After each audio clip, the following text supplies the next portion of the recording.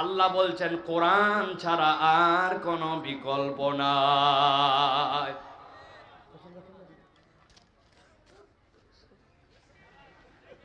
বসেন। আপনারা বোঝেন না কেন এগুলা ভাই? এই এই ওয়াজটা সারা পৃথিবীতে যাবে। এখানে আছেন 30,000 লোক, 10, 20, 30,000। সারা পৃথিবীর লোক দেখবে হুজুরের পিছনে একটা পৃথিবী আগায় গেছে, একটা টেবিল ফ্যান দিতে পারে নাই, একটা চার্জার ফ্যান দিতে পারে নাই, হুজুরের পিছনে একজন বাতাস করতেছে। এটা কি আমাদের ইজ্জত না বেইজ্জত?